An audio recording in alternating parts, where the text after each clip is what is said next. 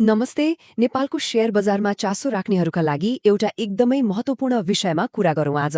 Online share कारोबारको पहिलो खुड्किलो भनौँ न, ट्रेडिङ म्यानेजमेन्ट सिस्टम अर्थात् टीएमएस। यसलाई एकदमै सरल भाषामा बुझ्ने कोसिस गरौँले त। ल सुरु कहाँबाट गर्ने त? धेरैजसो नयाँ लगानीकर्ताहरूको मनमा आउने एउटा साझा र आधारभूत प्रश्नबाटै सुरु गरौँ न है। र प्रश्न हो, के साँच्चै घरमै बसेर आफ्नो मोबाइलबाटै शेयर किनबेच गर्न सकिन्छ? यो प्रश्न सुन्दा जति सरल छ, यसको जवाफले लगानीको दुनियाँमा धेरै ठूलो अर्थ राख्छ। यो यति ठूलो प्रश्नको जवाब वास्तवमा एउटै शब्दमा छ, त्यो हो टीएमएस। अब स्वाभाविक रूपमा मनमा आउँछ, यो टीएमएस भनेको आखिर के हो त? ल अब यसैको बारेमा अलि विस्तारमा कुरा गरौँ। हेर्नुस्, टीएमएसको पूरा रूप हो ट्रेडिङ म्यानेजमेन्ट सिस्टम।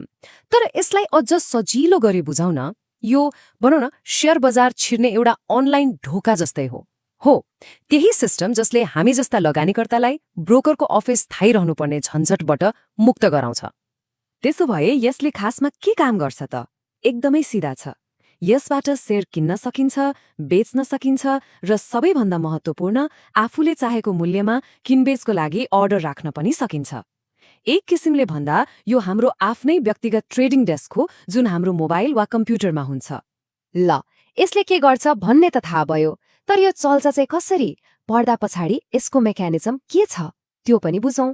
यहाँ एउटा कुरा स्पष्ट हुनुपर्छ है, टीएमएस कुनै सरकारी निकाय वा नेप्सेले सिधै दिने होइन। यो त खासमा स्टक ब्रोकरहरूले आफ्ना ग्राहकहरूलाई दिने एउटा अनलाइन सिस्टम हो। ब्रोकरहरू त हामीलाई थाहै छ, लगानीकर्ता र शेयर बजारलाई जोड्ने आधिकारिक पुल हुन्।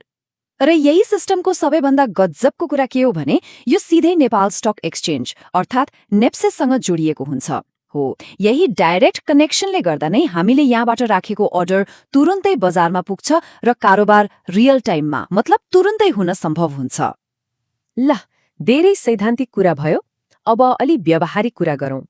मानिलिउँ कसैलाई यो सिस्टम चलाउन मन लाग्यो, अब के गर्ने त? कसरी सुरु गर्ने?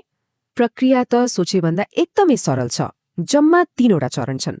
पहिलो, आफूलाई मन परेको कुनै एउटा ब्रोकर अफिसमा गएर खाता खोल्ने। दोस्रो, त्यही ब्रोकरले एउटा लगइन आइडी र पासवर्ड दिन्छ। र तेस्रो, सक्यो, अब आफै कारोबार गर्न तयार। र सबैभन्दा राम्रो कुरा यही हो, एक पटक त्यो लगइन आइडी र पासवर्ड हातमा परेपछि लगानीकर्तालाई अरू कसैको भर पर्नु पर्दैन। अब उनीहरूले स्वतन्त्र रूपमा आफैले जब मन लाग्यो तब शेयर किन्न बेच्न सक्छन्। यो वास्तवमै लगानीकर्ताको लागि एउटा ठूलो शक्ति हो। अन्तमा यति धेरै कुरालाई एउटै वाक्यमा भन्नुपर्दा, घरबाटै बसेर शेयर कारोबार गर्ने यो शक्ति एउटा सरल र सबैको पहुँचमा भएको अनलाइन प्रणालीले सम्भव बनाएको हो। टीएमएसको वास्तविक अर्थ र महत्त्व नै यही हो। ल यो त भयो टीएमएसको एउटा परिचय, लगानी यात्राको पहिलो ढोका। तर एउटा कुरा के याद राखौँ भने, यो त केवल सुरुवात हो। अब एउटा प्रश्न मनमा खेलाउन लायक छ, यो जानकारी पाइसकेपछि हाम्रो लगानी यात्राको अर्को कदम के हुन सक्छ त?